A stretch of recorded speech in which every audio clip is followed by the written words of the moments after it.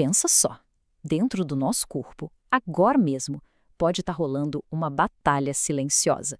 E é sobre isso que a gente vai falar hoje. Uma competição bem perigosa que acontece na nossa corrente sanguínea toda vez que certos medicamentos se encontram. É uma história que se passa num nível microscópico, sabe? Mas olha, as consequências podem ser gigantescas, então bora mergulhar nessa história. Com certeza todo mundo já ouviu o médico falar isso, né? Cuidado, não misture esses remédios. E assim, pode até parecer que é só um excesso de zelo, mas não é não. Por trás desse aviso que parece tão simples, tem todo um mecanismo biológico que é, ao mesmo tempo, fascinante e, bem, de alto risco. E é isso que a gente vai entender agora. Bom, o ponto de partida é esse, o momento em que o medicamento entra na nossa corrente sanguínea. Mas o que vem depois é bem mais complexo do que a gente imagina. A molécula do remédio não fica só, sei lá, boiando por ali, esperando a hora de agir. A história é outra. E o segredo para entender o que acontece é a ideia de um reservatório. É o seguinte, assim que o fármaco entra no sangue, a maioria das moléculas dele não fica solta não. Elas, na verdade, se grudam em proteínas que estão ali. A principal delas se chama albumina. Dá para imaginar a albumina como se fosse um grande estacionamento, sabe? Onde a maior parte do remédio fica ali paradinha, estacionada e, por enquanto, inativa. E é aqui que está o pulo do gato. O remédio, dentro do sangue, existe em dois estados. Tem a tal da fração ligada, que é a parte que está lá, presa na proteína. Ela funciona tipo um estoque, sabe? Está inativa, não consegue sair para fazer efeito nenhum. E aí tem a fração livre. Ah, essa sim é que interessa. São as moléculas que estão soltas, ativas, prontinhas para atravessar os vasos sanguíneos e finalmente agir onde precisam, como lá nos neurônios. Então, até aqui, parece um sistema super organizado, né? Tudo sob controle. Só que esse equilíbrio é bem delicado. A coisa toda pode mudar da água para o vinho quando um segundo competidor entra em cena. É aí que a verdadeira batalha pela ligação começa. E essa é a grande questão, né? O que acontece se dois remédios diferentes querem usar o mesmo estacionamento, a mesma proteína albumina?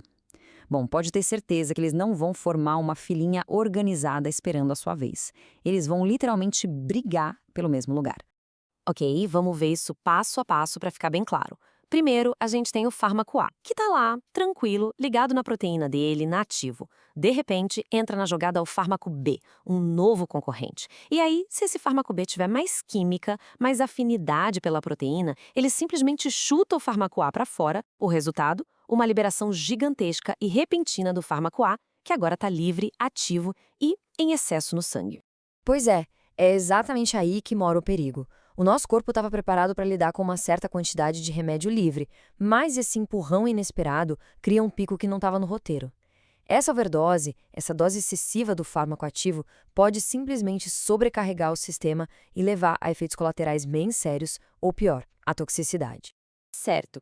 Então, como é que o nosso corpo se vira para lidar com esses remédios, tanto na situação normal, quanto nesse cenário de excesso? A resposta para isso está num órgão simplesmente incrível: o fígado. O fígado é basicamente a nossa grande central de processamento. Ele funciona como se fosse uma usina de tratamento de lixo super sofisticada. Ele identifica o que é estranho ali no corpo, como os fármacos, e já começa a prepará-los para serem jogados fora. O nome técnico para esse trabalho todo é biotransformação. O que isso quer dizer na prática? Que o fígado faz uma série de reações químicas para mudar a estrutura da molécula do remédio, deixando ela num formato bem mais fácil de ser descartado pelo corpo. A missão do fígado aqui é bem clara. A maioria dos remédios é lipossolúvel, ou seja, eles se dissolvem em gordura. Isso torna a vida dos rins bem difícil, porque eles não conseguem filtrar isso direito. O que o fígado faz, então?